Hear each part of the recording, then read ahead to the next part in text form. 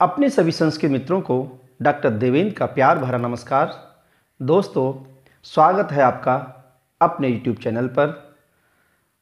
मित्रों, हमने पिछले वीडियोस में कादम्बरी कथामुखम के कविवंश वर्णन की चर्चा की थी। आज हम उससे आगे शूद्रक वर्णन की चर्चा करेंगे कि राजा शूद्रक कैसे थे, क्या थे, उनकी विशेषताओं का वर्णन करेंगे। मैं कादम्बरी कथामुखम के गद्य भाग की आज चर्चा कर रहा हूँ। उम्मीद है आपको पसंद आएगा।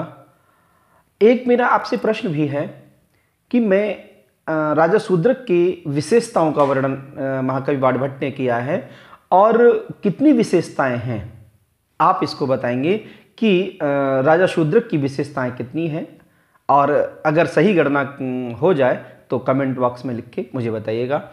तो चलिए देर न करते हुए शुरू करते हैं अपना वीडियो। शुरू करने से पहले मैं एक आपसे रिक्वेस्ट भी करना चाहूँगा कि जिसने भी अब तक हमारे YouTube चैनल को सब्सक्राइब नहीं किया है तो प्लीज़ उसको सब्सक्राइब करिए और शेयर भी कीजिएगा। चलिए शुरू करते हैं अपना ये चर्चा। लिखा है, आसी दशेष नरपति शिरः समभ्यर्चित शासन पाक शासन इवापर चतुर्दधिमाला मेखलाया भुवो भर्ता प्रतापानुरागावनत समस्त सामंत चक्र चक्रवर्ती लक्षणोपेतः चक्रधर इव एव कर कमलोपलक्ष्यमाणः शंख चक्र लांछनः हर इव जित मनमथः गुह इवा प्रतिहत शक्ति कमलयोनिरिव विमानीकृत राजहंस मंडलः जलधिरिव लक्ष्मी प्रसूति गंगा प्रवाह इव भगीरथ पथ प्रवृतः रविरिव प्रतिदिवसोपजाय मानोदयः मेरुरिव सकलोपजीव्य पादाक्षयः दिग्गज इवा नवरत प्रवृत्त दानार्द्रीकृत करः। मित्रों, यहाँ तक है। उसके आगे भी है, वो सेकंड स्टेप में हम लोग उसको चर्चा करेंगे। तो महाकवि बाणभट्ट, ये शूद्रक का वर्णन है। महाकवि बाणभट्ट कहते हैं कि वह राज शूद्रक कैसा था। विदिशा का राजा था और उसकी क्या क्या विशेषताएं ही, जितनी विशेषताएं राजा शूद्रक की महाकवि बाणभट्ट ने दी हैं, जितनी क्वालिटीज महाकवि बाणभट्ट ने इसमें दी हैं, मुझे तो लगता है शायद आज के समय में क्या प्राचीन काल में भी शायद ऐसी होगी। कौन कौन सी विशेषताएं थी, कौन कौन सी उनके अंदर क्वालिटीज थी। देखिए, इसके आगे जब हम आगे पढ़ेंगे, दूसरा जब पैरा का हम अध्ययन करेंगे तो उसमें आएगा शूद्रको नाम राजा, यानी कि ऐसा शूद्रक नाम का राजा था। लिखा है आसीत। आसीत ये क्रियापद है, और जो इस पैरा के लास्ट में जब पढ़ेंगे, शूद्रको नाम राजा मतलब ऐसा शूद्रक नाम का राजा आसीत सबसे प्रारंभ में लिखा है था। कैसा? अब ये विशेषता है। अब यहां से राजा शूद्रक की विशेषताओं का वर्णन है। क्या लिखा है? आसीत था कैसा? अशेष नरपति शिरः समभ्यर्चित शासन। अर्थात राजा कैसा था? वो अशेष नरपति ही। अशेष का मतलब कोई शेष नहीं रह गया था, अर्थात सभी नरपति माने राजाओं के द्वारा शिरः समभ्य, सिर से जिनको प्रणाम किया जाता था, यानी कि वो ऐसा राजा था, जिस शूद्रक ऐसा राजा था जिस राजाओं अर्थात सभी राजा लोग सिर से जिसको प्रणाम करते थे, समभ्यर्चित शासन, और जिसका शासन, जिसका आदेश कि कोई अवहेलना नहीं करता था, अर्थात सिर झुका करके जिस राजा के समस्त सामंत जिसकी आज्ञा का पालन करते थे, ऐसा राजा शूद्रक था। पहली विशेषता कौन सी? अर्थात कोई भी ऐसा राजा नहीं रह गया था जो कि उसके शासन को नहीं मानता था, उसके आदेश को नहीं मानता था, अर्थात सभी राजा लोग सिर झुका करके उसके आदेश का पालन करते थे। ठीक है। आगे लिखा है किसके समान? पाक शासन है इवापर पाक शासन है अर्थात देवराज इंद्र के शासन के समान। वह राजा शूद्रक देवराज इंद्र के शासन के समान था।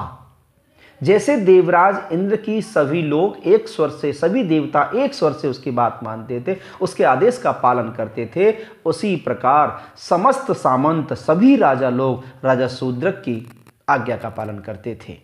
किसके समान था वह? देवराज इंद्र के समान। और क्या था? चतुः उदधि माला मेखलाया भवो भरता। चतुः उदधि, चतु उदधि माने पृथ्वी के जो चारों ओर समुद्र है, उस समुद्र की मेखला के समान, मेखला के समान भवो भरता अर्थात मेखला को धारण करने वाली इस पृथ्वी का वह मालिक था, स्वामी था। चतु उदधि माला मेखलाया अर्थात जिस पृथ्वी की चारों ओर जो समुद्र है, मानो वो मेखला हो, मानो वो करधनी हो, ऐसी पृथ्वी का वह भवो भरता अर्थात स्वामी था। आगे क्या लिखा है देखेंगे। प्रतापानुराग अवनत समस्त सामंत चक्र।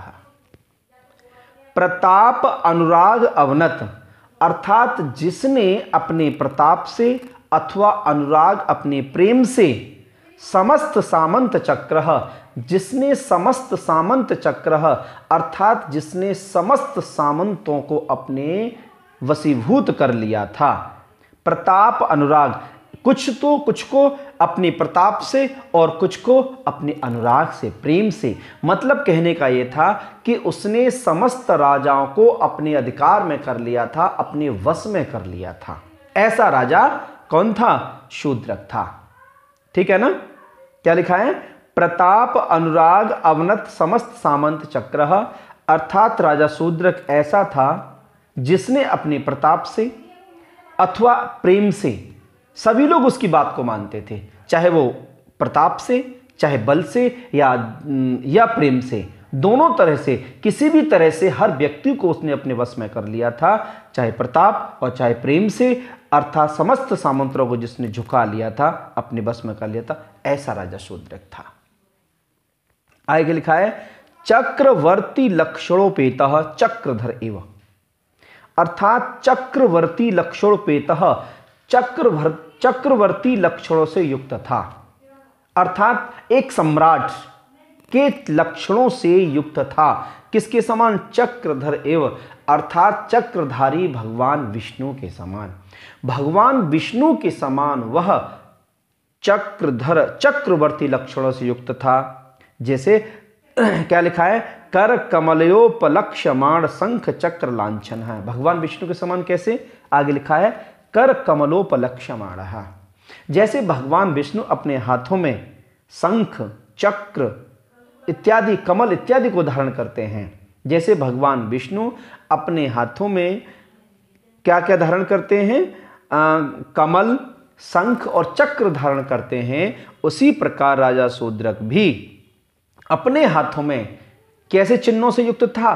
चक्रवर्ती लक्षणों से युक्त वह जिसके हाथ में चक्र, कमल और शंख आदि के चिन्ह जिसके हाथ बने हुए थे, ऐसे वह भगवान विष्णु के समान था। ठीक है। हर एव जित मनमथ अर्थात हर कहते भगवान शिव। भगवान शिव के समान जित मनमथ जितेंद्रिय था। जिसने कामदेव को जीत लिया है ऐसा वह जितेंद्रिय था। किसके समान? हर एव जित मनमथ भगवान शिव के समान। जैसे भगवान शिव ने कामदेव को जीत लिया था, कामदेव पर विजय प्राप्त कर ली थी, उसी प्रकार देवराज इंद्र क्या नाम है, शूद्रक, उसी प्रकार शूद्रक अति सुंदर होते हुए इतना सुंदर था कि उसने कामदेव को जीत लिया था। अर्थात कामदेव ही उसके सामने फीका पड़ता था। इस प्रकार वह राजा शूद्रक कामदेव को भी जीत लेने वाला था। ठीक है ना। और क्या लिखा है? गुह इव प्रतिहति शक्ति अर्थात गुह इव प्रतिहत शक्ति, कुमार कार्तिकेय की शक्ति के समान वह बलशाली था।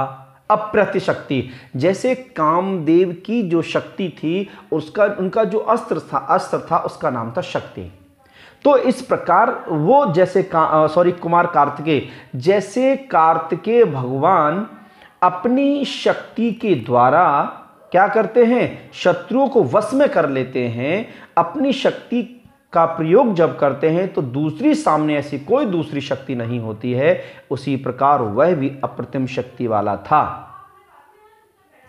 कमल योनि रिव विमानी कृत राज हंस मंडल।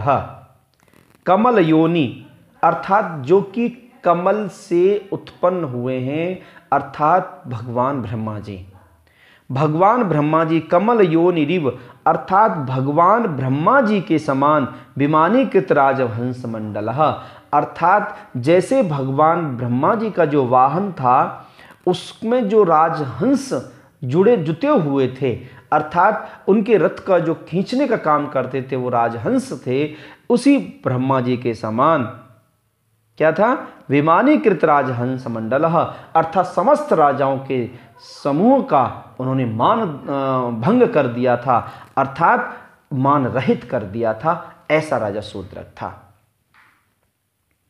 कमल योनि रिव विमानीकृत राजहंस मंडल, अर्थात कमल योनि भगवान ब्रह्मा जी के समान, भगवान ब्रह्मा जी के समान जिसने विमानीकृत राजहंस मंडल, जो कि भगवान ब्रह्मा जी अपने किसमें, विमानीकृत राजहंस मंडल, भगवान ब्रह्मा जी राजहंसों को अपने विमान में प्रयोग करते थे, है ना। उन्हीं भगवान ब्रह्मा जी के समान क्या कर दिया था, समस्त राजाओं का जो मंडल था, समस्त राजाओं के समूह को विमानीकृत मान रहित कर दिया था। ऐसा राजा शूद्रक था। और क्या लिखा है, जलधि रिव लक्ष्मी प्रसूति। जलधि रिव लक्ष्मी प्रसूति, जलधि कहते हैं सागर, जलधि रिव सागर के समान लक्ष्मी प्रसूति, अर्थात लक्ष्मी का उद्गम स्थान था। जैसे सागर से लक्ष्मी का जन्म हुआ, जैसे समुद्र से लक्ष्मी की उत्पत्ति हुई, ठीक उसी प्रकार वह भी लक्ष्मी का धन दौलत का उत्पत्ति स्थान था। अर्थात किसके समान, जलधि रिव, अर्थात सागर के समान वह लक्ष्मी का धन दौलत का उत्पत्ति स्थान था। गंगा प्रवाह एव भगीरथ पथ प्रवृत्तः, गंगा प्रवाह एव, गंगा के प्रवाह के समान भगीरथ पथ प्रवृत्तः, अर्थात भगीरथ के मार्ग का अनुकरण करने वाला था। मतलब गंगा प्रवाह एव, गंगा की धारा के समान जब भगवान को माँ गंगा को प्रसन्न करके भगीरथ ने उस स्वर्गलोक से माता गंगा को पृथ्वी पर ले आए, तो जहाँ उन्हें अपने पितरों के स्थान के लिए जाना था, तो आगे आगे जब चल रहे थे तो उनके रथ के जो निशान बने हुए थे उसके पीछे पीछे गंगा चल रही थी, है ना। तो अर्थात भगीरथ के पथ का गंगा अनुकरण कर रही थी, अर्थात वह भी गंगा की भांति अनुकरण कर रहे थे। किसका, वराय शूद्रक, भगीरथ पथ प्रवृत्त, भगीरथ के द्वारा जो पथ चलाया गया था, सच्चरित्र का, सदाचरण का जो मार्ग बताया गया था, उसके मार्ग का अनुकरण करने वाला राजा शूद्रक था। ठीक है।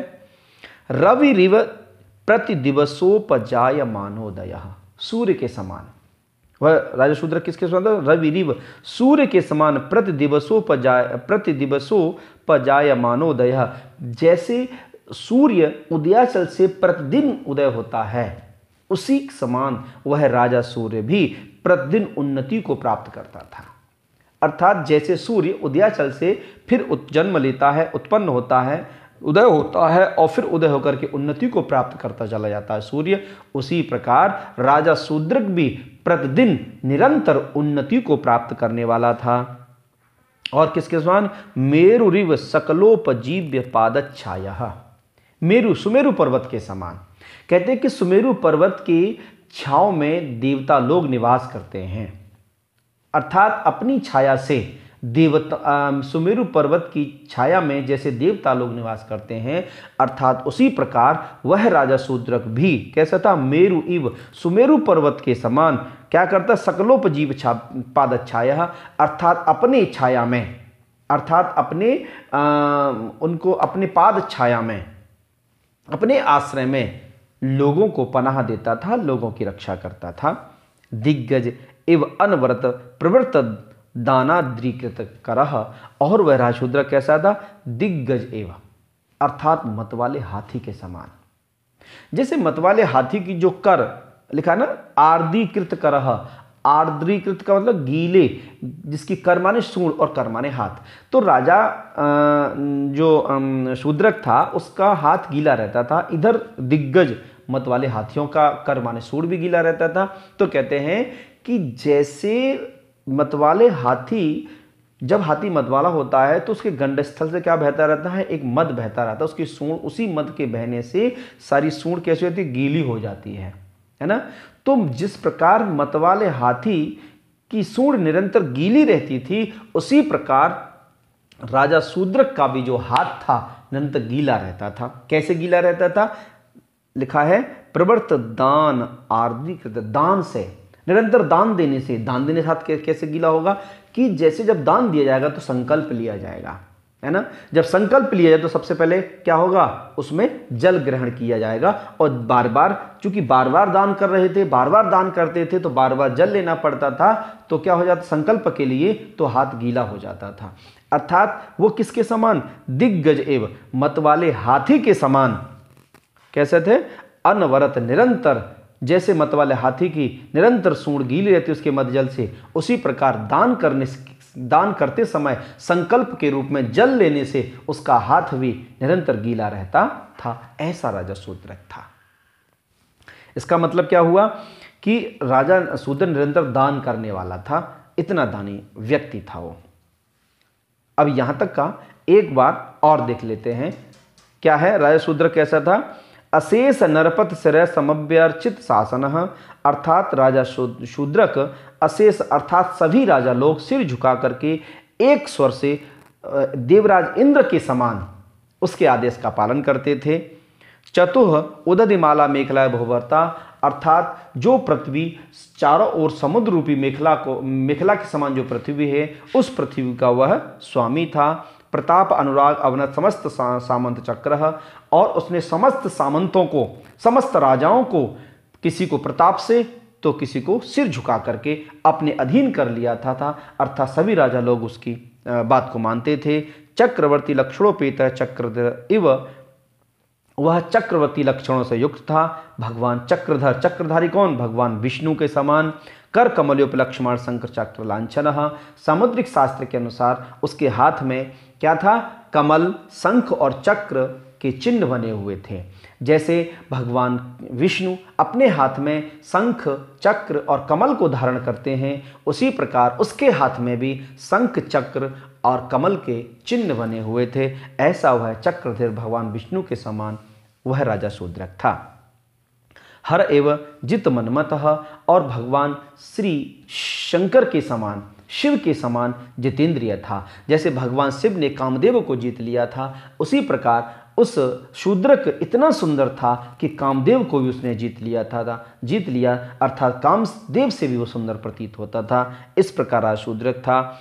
गुह इवा प्रति शक्ति ही, और वह कार्तिकेय की शक्ति के समान अप्रतिहत बलशाली था। कमलयो निरिविमानीकृत राजहंस मंडल, और भगवान कमल योनि, जिसका कमल योनि जन्म हुआ है भगवान ब्रह्मा जी, भगवान ब्रह्मा जी के समान वह, जैसे भगवान ब्रह्मा जी अपने रथ में हंसों को जोतते थे, उसी प्रकार वह समस्त अपना जो राजा लोग थे उनका मान को दूर कर दिया था, मान से रहित कर दिया था। जलद लक्ष्मी प्रसूति, और जैसे सागर से लक्ष्मी का जन्म हुआ था, उसी प्रकार राजा शूद्रक भी लक्ष्मी का उद्गम स्थान था। अर्थात लक्ष्मी का जन्म, लक्ष्मी धन दौलत की वहाँ जन्म होता, उत्पत्ति होती थी। गंगा प्रवाह एवं भगीरथ पर प्रवृत्तः, और गंगा के प्रवाह के समान, जैसे भागीरथ का अनुकरण करके गंगा पीछे पीछे चली थी, उसी प्रकार वह भी राजा शूद्रक भी भागीरथ के द्वारा बताए गए सदाचार आदर्शों का पालन करते उनके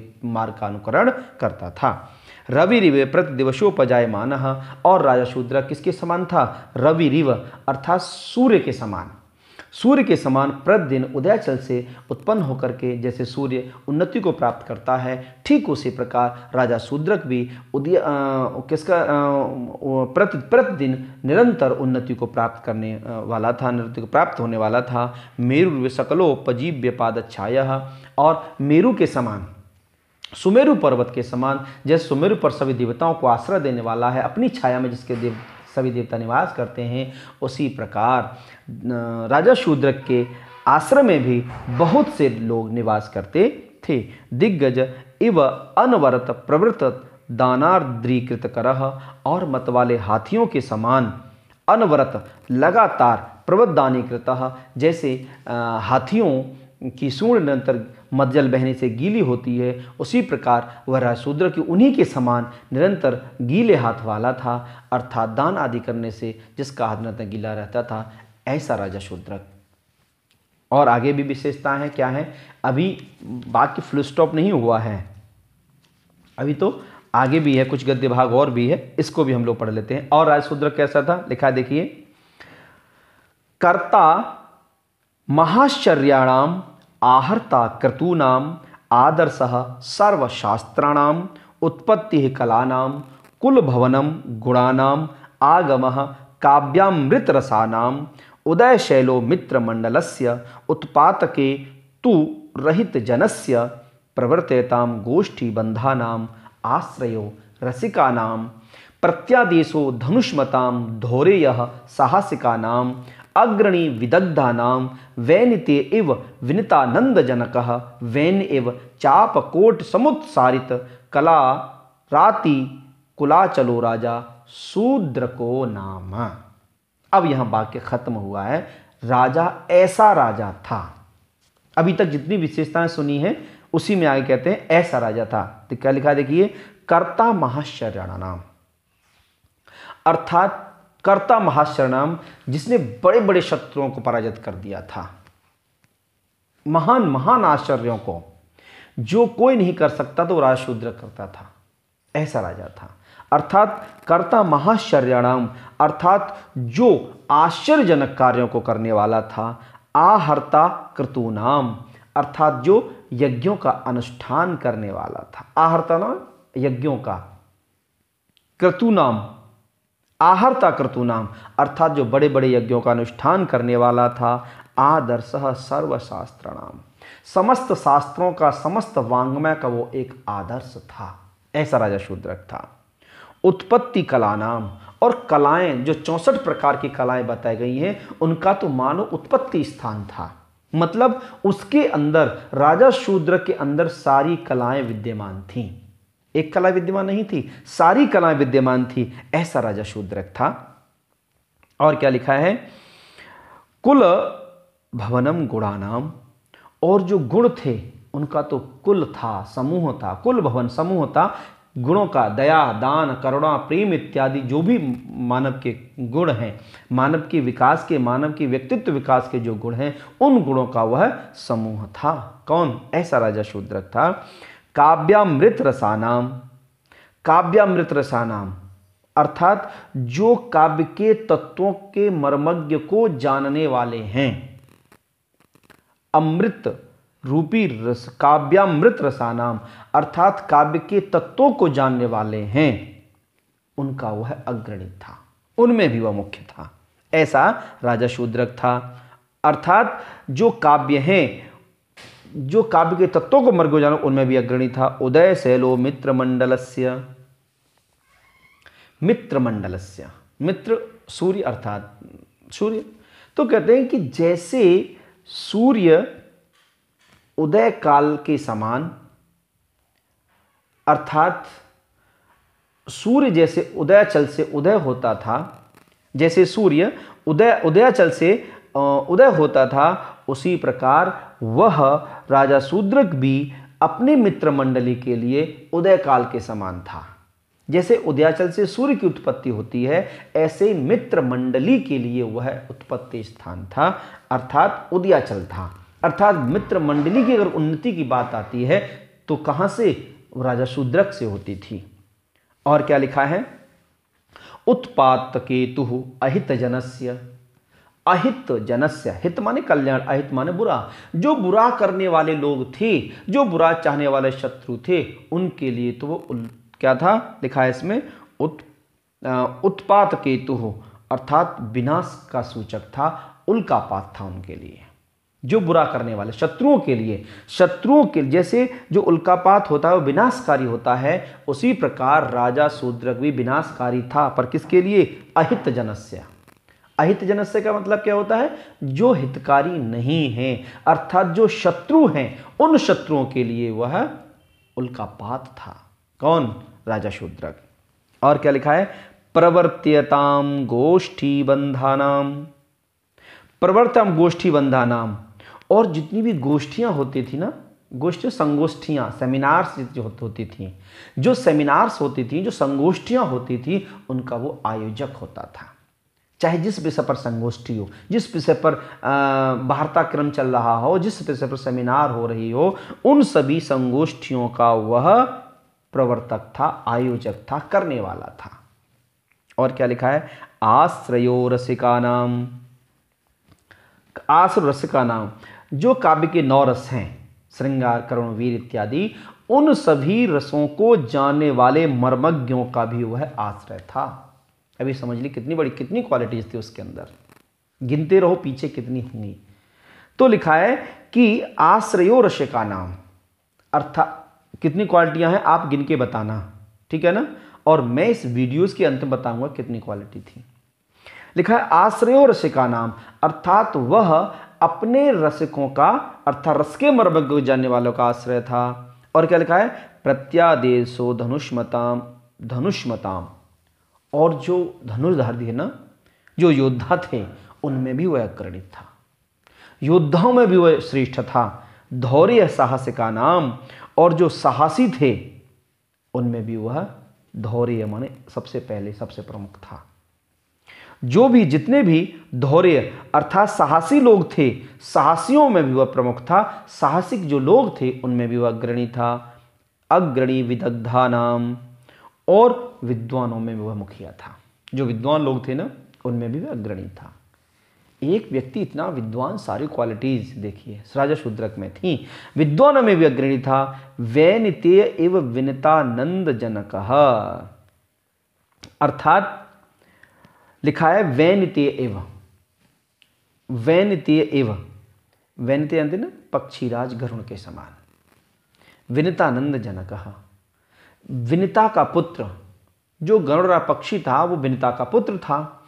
और जैसे गरुड़राज पक्षी अपनी माता के लिए आनंद देने वाला था, जैसे पक्षीराज गरुड़ अपनी माता के सुख को बढ़ाने वाला था, उसी प्रकार उसी गरुड़ के समान यह राजा शूद्रक भी था। कैसे? विनिता, जो विनम्र लोग थे, जो नम्र लोग थे, उनको आनंद देने वाला था, उनको सुख पहुंचाने वाला था। यानी कि जैसे वैनिते अर्थात पक्षी राज जो गरुड़ है अपनी माता विनिता के लिए आनंद देने वाला था, उसी प्रकार वह राजा शूद्रक भी कैसा था? विनिता आनंद जनक है। जो विनम्र लोग थे उनको आनंद देने वाला था।